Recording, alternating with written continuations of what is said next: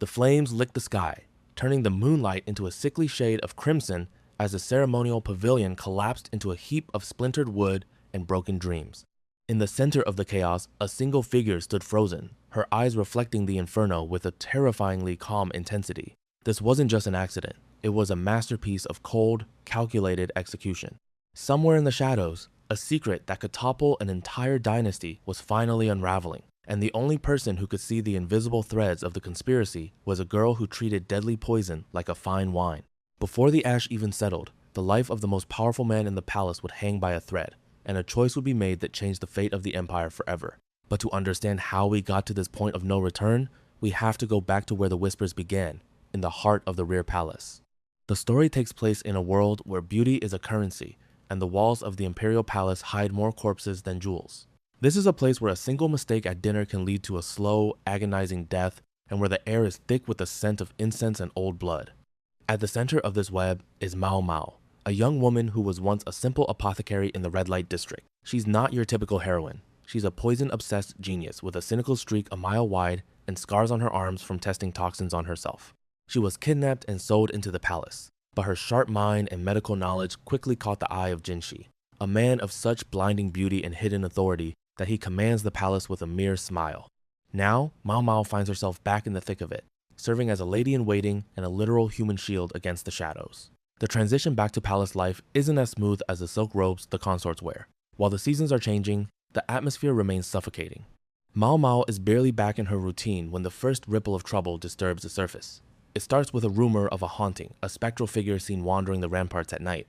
Most of the servants are terrified, whispering about restless spirits and ancient curses, but Maomao only feels a familiar itch in her brain. To her, there's no such thing as a ghost. There's only a person with a motive and a method. As she investigates the sightings, she realizes the ghost isn't looking for revenge, it's looking for a way out. This small mystery serves as a chilling reminder that in the palace, everyone is a prisoner of their own rank. The tension escalates when a high-ranking official is found in a state of sudden, inexplicable collapse. The palace doctors are baffled, pointing toward a sudden illness or divine punishment. But when Maomao is brought in to observe, she doesn't see a miracle or a curse. She notices the faint scent of something metallic in the room and the peculiar way the official's hands have cramped. Her mind immediately begins deconstructing the scene, realizing that the official wasn't just sick, he was being slowly, methodically dismantled from the inside out. The medicine he was taking was a death sentence disguised as a cure. The realization sends a shiver down her spine. Someone within these walls knows chemistry as well as she does, and they're using it to prune the emperor's court. Jinshi watches her from the periphery, his usual playful demeanor replaced by a sharp, calculating gaze. He knows that Maomao is the only one who can see the truth, but he also knows that the deeper she digs, the more she becomes a target. He hands her a new assignment, one that takes her out of the inner sanctum and into the busy workshops of the palace. A master craftsman has died in a freak accident, a fire that supposedly started from a simple mistake. But as Maomao sifts through the charred remains, she discovers that the accident was a precision strike. The fire didn't start from a candle. It was triggered by a specific chemical reaction that required expert knowledge. The craftsman wasn't just a worker. He was a key player in a project that someone wanted silenced. The stakes are raised when Maomao discovers a connection between the dead craftsman and the ghost she had seen earlier. It wasn't a haunting. It was a signal. The web begins to expand, stretching from the lowest servants to the highest-ranking ministers. Maomao finds herself being followed through the narrow corridors, the feeling of eyes on her back becoming a constant weight. She realizes that the palace isn't just a home for the emperor's family. It's a giant, complex machine, and someone is purposefully jamming the gears to see who survives the explosion. As she navigates this labyrinth of lies, Maomao's relationship with Jinshi takes a turn. There's a new intensity in their interactions, a silent understanding that they are both playing a dangerous game. Jinshi reveals a fragment of his true burden, a glimpse behind the mask of the celestial beauty that everyone else sees. He's not just a supervisor. He's a man walking a tightrope over a pit of vipers, and Maomao is the only person he can trust to tell him if the rope is fraying. But trust is a luxury neither can afford. The mystery deepens when a shipment of rare herbs arrives from a distant province, supposedly a gift for the consorts. Maomao's keen nose picks up a scent that shouldn't be there, a trace of a plant that is harmless on its own but becomes a lethal neurotoxin when paired with the charcoal used in the palace heaters.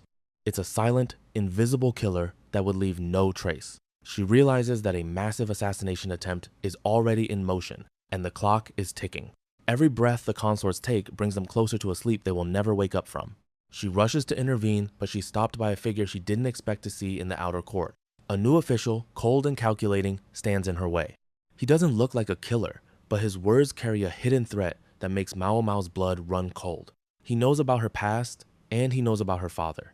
The game has changed. It's no longer just about solving puzzles, it's about survival. Maomao has to decide how much she's willing to risk to protect the palace that she's always claimed to hate. The first 4 episodes culminate in a desperate race against time as Maomao attempts to neutralize the toxin without alerting the conspirators, only to realize that the person behind it all is someone she has already met. The trap is set, the poison is in the air, and as the moon rises over the palace, the first of many masks is about to slip, revealing a face that will haunt Maomao's dreams. The smoke from the neutralized heaters had barely cleared when a new, more psychological threat emerged from the fog of the outer court. The mysterious official Maomao encountered a man with a monocle, and a smile that didn't reach his unsettlingly sharp eyes wasn't just a passerby. He was Lacan, a high-ranking strategist with a reputation for being a human calculator, and, for some reason, his sights were locked onto Maomao. For the first time, we see the unflappable apothecary truly rattled. Her skin crawls at his very name, a reaction so visceral it surprises even Jinshi. The air between them shifts. This isn't just another mystery to solve. It's a ghost from her past coming to claim a debt she never agreed to pay. The man is a genius of tactics, but to Maomao, he is simply a monster she hoped never to see again. Lacan throws down a gauntlet that sounds like a fairy tale, but carries the weight of a death sentence. He wants blue roses. And he doesn't want them in the spring. He wants them now, in the dead of winter, for an upcoming imperial garden party. In this era, blue roses don't exist. They are a biological impossibility, a symbol of the unattainable. To fail an imperial request is one thing, but to fail a challenge from a man as influential as Lacan is, to invite ruin not just for herself, but for everyone she holds dear. But Maomao doesn't cower. Instead, that familiar, dangerous spark ignites in her eyes. She realizes this isn't just about flowers. It's a test of her lineage, a cruel game played by a man who views the world as a chessboard and everyone on it as a disposable piece. What follows is a grueling descent into the limits of botanical science and human endurance. Maomao transforms a corner of the palace grounds into a humid, steam-filled laboratory. She isn't just gardening, she's performing a high-stakes surgery on nature itself. She uses every scrap of knowledge passed down from her foster father, Luomen, to manipulate the temperature and soil. The pacing becomes frantic as the days bleed into nights. We see her hands stained with chemicals and her eyes bloodshot from lack of sleep. Every time a bud fails to bloom or the color comes out a muddy gray, the tension ratchets up. The hooks are everywhere. Will the heat crack the delicate ceramic pipes? Will the frost kill the saplings before the sun rises? The entire palace begins to buzz with the rumor of the apothecary girl who thinks she can play God with a flower. Amidst the steam and the scent of damp earth, Jinshi visits her, and the dynamic between them reaches a boiling point. He sees her pushing herself to the brink of collapse for a man she clearly despises, and it eats at him. There's a moment of raw vulnerability where the masks almost slip entirely. Jinshi wants to protect her, to use his power to make Lacan back down, but Maomao refuses. This is her fight. She understands that Lacan's obsession with her is a poison that can only be neutralized by her own hand. The escalation is quiet but devastating. She isn't just fighting for her life, she's fighting for her autonomy. She rejects Jinshi's help, not out of pride, but out of a desperate need to prove that she is more than just a daughter of a disgraced lineage. The day of the garden party arrives like a hammer blow. The noblewomen and high-ranking officials gather, their fans fluttering like the wings of nervous birds. The atmosphere is thick with anticipation and the cruel hope of seeing the prodigy fail. When the roses are finally unveiled, the silence is deafening. They aren't just blue, they are a haunting, ethereal shade that seems to glow against the winter snow. It's a miracle of science disguised as magic, but the triumph is short-lived. As Maomao watches from the shadows, she sees Lacan's reaction. He isn't frustrated that she succeeded, he's delighted. He's found his match, and the realization that she has only fed his obsession makes the victory taste like ash in her mouth. She has won the battle, but she realizes she has just given the predator a reason to keep hunting. But the roses were only the opening move in a much larger, more terrifying game. The narrative shifts back to the darker corners of the palace as the aftermath of the ghost sightings and the craftsman's death begins to coalesce into a terrifying picture. Maomao starts connecting the dots between the blue roses and a series of seemingly unrelated thefts from the palace storehouses. Rare minerals, specific dyes, and high-quality metal, all the components for something far more dangerous than a floral arrangement. She realizes that while she was focused on the flowers, someone was using the distraction to move the final pieces of a conspiracy into place. The blue roses weren't just a challenge, they were a smokescreen. The tension moves from the garden to the inner sanctum where the high-ranking consorts reside. One of the women, a newcomer who has been playing the part of the airheaded beauty, starts showing her true colors. Maomao notices a tiny detail, a specific way a hairpin is worn, a subtle shift in dialect that suggests this woman isn't who she claims to be. The mystery isn't just about a single assassination anymore. It's about an infiltration that goes deep into the bloodline of the empire. Just as Maomao is about to bring her findings to Jinshi, she is intercepted. Not by a guard, but by a message that stops her heart. Her foster father, the man who taught her everything, is being drawn back into the palace's orbit. The past and the present are colliding, and the impact threatens to shatter the fragile peace Maomao has worked so hard to maintain. The air in the palace grows colder, and it's not just the winter. Maomao realizes that the accident at the temple, the blue roses, and the officials' poisoning weren't separate events. They were rehearsals. Someone is practicing for a grand finale, a spectacle of death that will take place during the upcoming winter rite. Maomao finds herself trapped between the man who wants to own her mind Lucken and the unknown force that wants to burn the palace to the ground. As the first heavy snow of the season begins to fall, burying the blue roses in a cold white shroud, Maomao looks up at the towering walls and realizes she's no longer just a witness. She's the only thing standing between the emperor and a catastrophe that has been decades in the making. The real test isn't whether she can bloom a flower in winter, but whether she can survive the frost that's coming for them all. The triumph of the blue roses didn't bring peace. It brought a predatory curiosity that felt like a cold blade pressed against Maomao's throat. Lacan wasn't just satisfied with the flowers. He was exhilarated by the proof that the blood running through Maomao's veins was as brilliant and volatile as his own. But while the palace marveled at the botanical miracle, Maomao was already looking for a way to cauterize the wound of her past. She knew Lacan wouldn't stop until he had reclaimed what he considered his, and in the high-stakes theater of the imperial court, that meant a direct confrontation was inevitable. The air grew heavy with the scent of old ink and fermented plum wine as the chessmaster prepared his final move. But he underestimated one thing. Maomao wasn't a piece on his board. She was the one holding the matches, ready to burn the whole game down. The tension shifts from the garden to a dimly lit room where Jinshi and Lacan face off in a psychological duel disguised as a friendly game of strategy. Jinshi, usually the master of manipulation, finds himself on the defensive. Lacan's presence is suffocating. He sees the world not in faces, but in chess pieces, a neurological quirk that makes him a terrifying strategist but a broken human being. He views everyone as a tool, except for two people, the woman he lost and the daughter who hates him. As they play, the stakes are silently established. Lacan wants Maomao. He wants to bring her into his house, to mold her into the prodigy he knows she is. Jinshi, fueled by a protective instinct he can barely name, refuses to let her go. The escalation is masterfully subtle, a war of words where every sentence is a hidden trap. While the powerful men in the palace trade barbs, the truth of Maomao's origin begins to bleed out like an old wound. We are taken back to the Verdigris house, the most prestigious brothel in the red light district. Years before Maomao was born, we see a younger Lacan, a man who fell for a high-ranking courtesan named Feng Xian.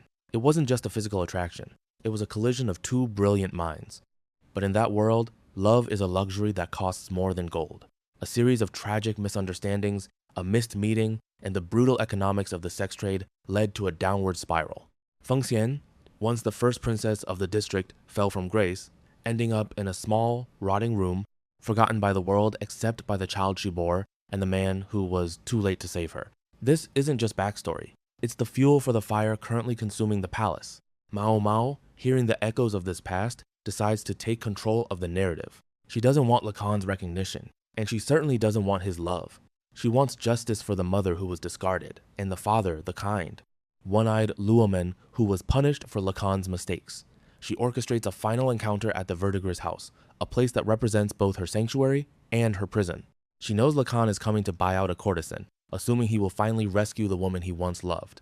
But Maomao has prepared a bitter pill for him to swallow. She ensures that the choice he makes is a test of his soul, a way to see if he can truly see the person behind the piece. The scene at the Verdigris house is a masterclass in emotional tension. Lacan arrives with all the arrogance of a conqueror, but as he stands before the lineup of women, his unique vision fails him. He can't find the face he's looking for because he's looking for a memory, not a human being. It's only through Maomao's subtle intervention, a specific scent, a hint of a song, that he is guided toward a door in the back. There, in a room that smells of sickness and faded perfume, he finds what's left of Fengxian. She is no longer the brilliant beauty of his youth, she is a shadow, withered by time and disease. The reaction is gut-wrenching. For the first time, the human calculator breaks. He doesn't see a chess piece. He sees the wreckage of a life he helped destroy. In a rare moment of genuine humanity, Lacan doesn't turn away. He buys her freedom not as a prize, but as an act of penance. Maomao watches from the shadows, her expression unreadable. She has given him what he wanted, but in doing so, she has ensured he will never truly have her. The debt is settled, the father is acknowledged and then discarded, and Maomao returns to the palace with a cold sense of closure. But the peace is a lie. As she walks through the gates, she notices something that makes the hair on her arms stand up. The construction work on the new ceremonial pavilion, the one connected to the craftsman's death and the stolen minerals, is moving at an unnatural speed. She realizes that the Lacan drama, as intense as it was just a distraction for the rest of the palace. While the high officials were focused on the strategist's personal life, the foundations of the empire were being tampered with.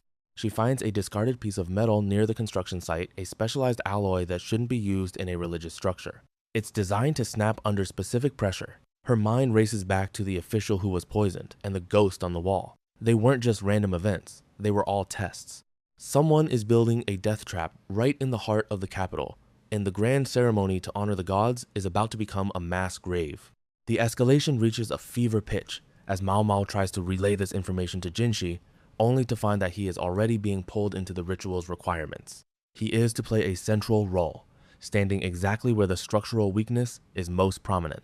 The horror dawns on her. The target isn't just the Emperor's court, the target is Jinshi himself. Someone has realized that the beautiful administrator is the linchpin holding the current power structure together, and they want him gone in a way that looks like divine intervention. As the drums of the ceremony begin to thunder in the distance, Maomao realizes she is the only one who knows the architecture of the murder. She has to break every rule of the palace, risk her life, and perhaps reveal her deepest secrets to stop the pillars from falling. The part ends as she sprints toward the forbidden heights of the pavilion, the sound of cracking timber already echoing in her ears. The sound of splintering wood was like a thunderclap in the silent, expectant air of the ceremony. Maomao didn't think. She didn't have time to weigh the consequences of a commoner laying hands on a celestial being. As the massive support beam groaned, its structural integrity surrendered to the sabotage she had predicted. She launched herself across the platform. Her small frame collided with Jinshi, the impact sending them both tumbling across the cold stone just as several tons of timber and masonry pulverized the spot where he had been standing heartbeats before. Dust exploded in a blinding white cloud, choking the air and hiding the screams of the terrified onlookers. For a moment, the world was nothing but a suffocating haze of limestone and the ringing in her ears. But as the debris settled, the true price of her intervention became clear. Jinshi was safe, but Maomao was pinned. A jagged piece of the structural wreckage had caught her leg, the searing pain a sharp contrast to the icy winter air. She didn't scream. She simply stared at the blood blooming through her trousers like a grotesque flower. Jinshi's usual mask of detached elegance was gone, replaced by a raw, frantic terror that no eunuch or administrator should ever show for a servant. He moved with a desperation that bordered on reckless, pulling her from the rubble with trembling hands. In that moment of chaos, as he shielded her from the eyes of the panicked court, the barrier between them didn't just thin, it vanished.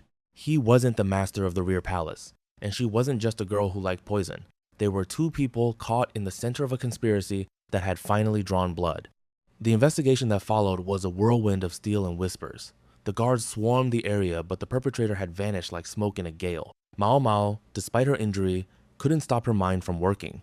As she was carried away, she caught a glimpse of a woman in the distance, a lady-in-waiting who didn't look shocked but rather disappointed. It was Suire, the woman she had suspected before. But before Maomao could speak, the darkness of exhaustion finally claimed her. When she woke, she wasn't in the cramped quarters of the servants. She was in a lavishly appointed room, and the man sitting by her bed wasn't a doctor, but Jinshi himself. The atmosphere was stifling, charged with the weight of things left unsaid. He had saved her life once in the past, and now she had returned the favor, binding their fates in a way that made her cynical heartache with an unfamiliar tension. But the palace is a monster that never sleeps, and even as Maomao recovered, a new shadow began to stretch over the outer court. The failed assassination attempt wasn't an end.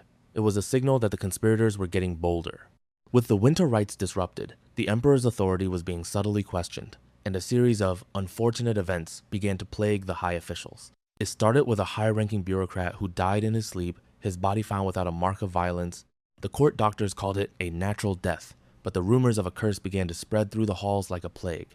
Jinshi, now more protective and more pressured than ever, tasked Maomao with a new, covert role. She was to move into the outer court, no longer just a lady-in-waiting, but a specialized assistant to the administrator's office, a position that gave her unprecedented access and placed her directly in the line of fire.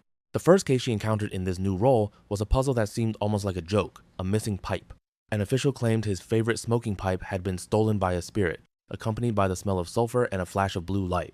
To anyone else, it was a ghost story. To Maomao, it was a trail of breadcrumbs. She realized the sulfur wasn't from the underworld, but a specific chemical byproduct of a rare mineral she had seen mentioned in the craftsman's old ledgers. The pipe wasn't stolen for its value. It was taken for what was inside it, a residue that could be used to track the source of a very specific, very illegal substance. The mystery was a hook that pulled her deeper into the bureaucracy of the empire, revealing that the rot wasn't just in the rear palace, but in the very foundations of the government. The escalation reached a chilling point when Maomao discovered a connection between the dead bureaucrat and a secret society that had been dormant for decades. These weren't just disgruntled servants. These were intellectuals, scientists, and disgraced nobles who viewed the current regime as a stagnant pond that needed to be drained. They were using their knowledge of chemistry and physics to create miracles and curses to manipulate the superstitious court. Maomao felt a dark sort of kinship with them. She understood their fascination with the world's hidden mechanics, but she also saw the cruelty in their methods. They weren't just seeking knowledge, they were using it as a weapon to prune anyone who stood in their way. As she navigated the corridors of the outer court, she encountered a new consort who had just arrived, a woman of such ethereal and strange beauty that she seemed to belong to another world. Her name was Lulan, and she carried herself with a detached indifference that made Maomao's instincts scream. Lulan didn't seek the emperor's favor. She didn't join the petty squabbles of the other women.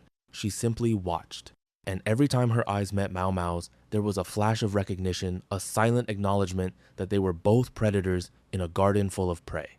The tension between them was a slow burning fuse, a promise that the next explosion would be far more devastating than a collapsing pavilion. The part culminates in a high-stakes dinner where a foreign envoy is to be toasted. Maomao, acting as the taster, notices a peculiar shimmer on the rim of the envoy's glass. It's not poison, at least not in the traditional sense. It's a substance that reacts violently with a specific spice used in the night's main course. If the envoy drinks and then eats, he will die a gruesome death in front of the entire court, sparking a war that could tear the empire apart. Maomao has seconds to act, and the only way to stop it is to create a scene that will ruin her reputation forever. She locks eyes with Jinshi across the room, a silent plea for him to trust her. The air in the room shatters as the glass hits the floor. The real hunt begins. Every eye in the banquet hall was fixed on Maomao, the lowly assistant who had just committed an act of unspeakable disrespect in front of a foreign envoy. To the guards, she was a madwoman. To the high officials, she was a dead girl walking. But as the wine seeped into the expensive silk carpet, Maomao didn't look at the angry faces. She looked at the envoy's plate. Within seconds, the liquid on the floor began to bubble and hiss faintly, a reaction that should never happen with simple grape wine. The envoy's face went pale, his hand trembling as he realized he had been seconds away from a death that would have looked like a heart attack but felt like swallowing liquid fire.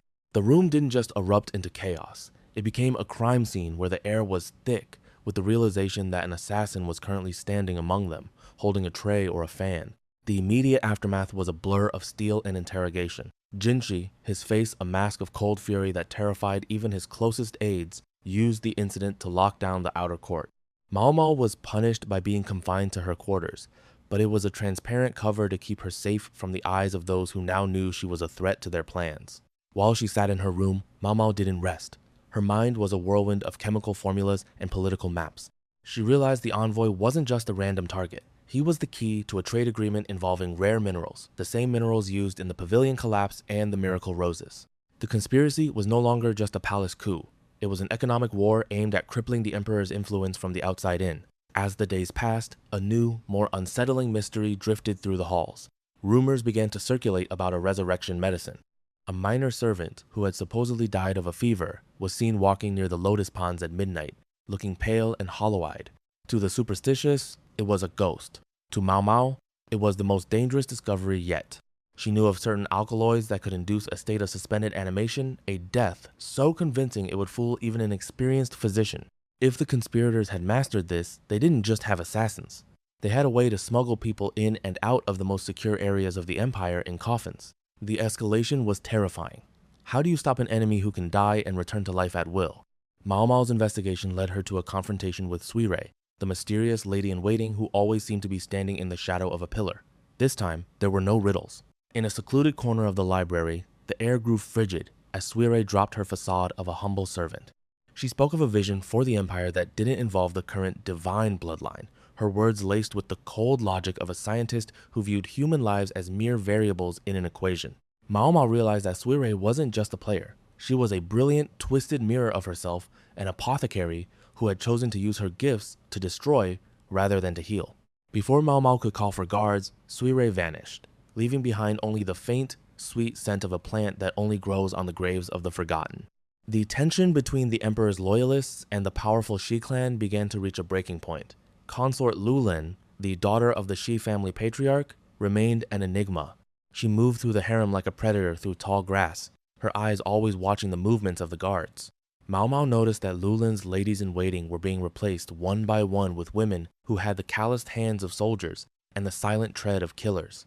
The rear palace, once a gilded cage for the emperor's flowers, was being transformed into a fortress for his enemies. The accident at the pavilion was just a rehearsal for a much larger, more violent takeover, and the Shi clan was simply waiting for the first sign of weakness to strike. Jinshi's role became increasingly precarious as he balanced his duty to the emperor with his growing, agonizing concern for Maomao. He began to realize that the more he leaned on her brilliance, the more he painted a target on her back. In a rare moment of privacy, he handed her a small, ornate dagger, a weapon that signified she had his personal protection, but also a grim reminder of how close the danger had come. Their relationship had shifted from master and servant to something far more complicated. They were two people standing on a sinking ship, trying to decide who gets the last life jacket. The emotional weight was suffocating, a silent escalation of feelings that neither could afford to voice while the world was burning around them.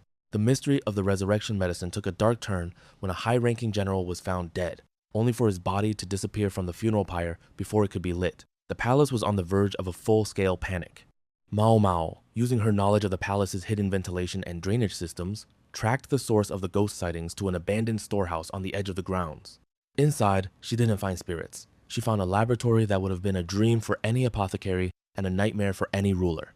There were rows of jars containing the ingredients for the suspended animation drug and maps of the emperor's private chambers marked with entry points that shouldn't exist. Just as she was about to leave to warn Jinshi, the door creaked open.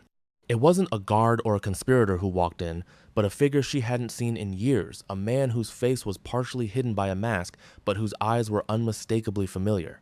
He didn't attack her. He simply pointed to a specific jar on the shelf and whispered a warning that changed everything Maomao thought she knew about the conspiracy.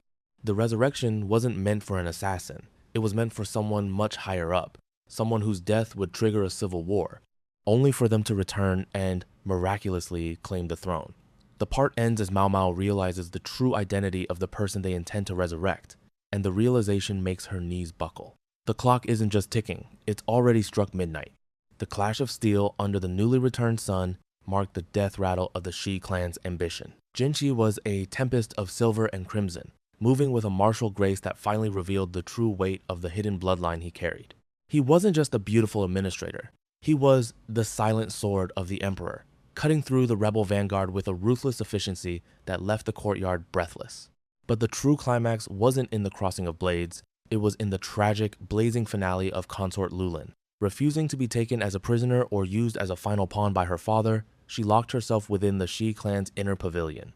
As the Imperial Guard broke through the gates, she ignited the very gunpowder her family had smuggled into the capital. The resulting explosion shook the heavens, a pillar of fire that consumed her and the corrupted legacy of her clan in one blinding flash.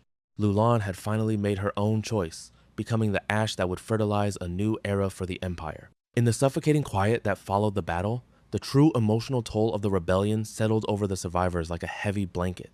Maomao found Jinshi leaning against a shattered stone pillar, his ceremonial robes stained dark with blood, some rebel, some his own. The mask of the perfect, untouchable celestial being was completely gone. leaving only a profoundly exhausted man who had just watched his world burn. For the first time, Maomao didn't offer a cynical remark or a bow of subservience. She stepped forward, her own hands bruised and trembling, and silently began to bandage his wounds. In that quiet exchange, surrounded by the smoke and ruin of the outer court, the invisible wall between them finally crumbled. Jinshi looked down at the apothecary who had saved his life, his throne, and his sanity, realizing that she was the only anchor he had left in the sea of lies. And Maomao, feeling the steady beat of his heart beneath her bloody hands, finally accepted that she could never go back to being just a girl in the pleasure district. She was bound to this palace, to its shadows, and to the man who ruled them. The rebellion was crushed, but as they stood in the ashes of the old regime, they both knew the game of survival had only just begun. If this epic descent into the deadly politics and mind-bending mysteries of the imperial court left you breathless, you know what to do. Smash that like button, subscribe to the channel, and ring the notification bell so you never miss out on our deep dive anime recaps. The story of Maomao and Jinshi is far from over, and the whispers in the fandom are already pointing toward a journey to the western capital, where the mysteries get darker, the plagues get deadlier, and the political chess matches become a global war. Drop a comment below and let me know your favorite Maomao Brain Blast moment from this season. We will be back next week with another massive story breakdown, but until then, keep your eyes open and your tea tested. Because as we've learned in the Rear Palace, the deadliest poison doesn't come in a hidden vial, it comes with a beautiful smile.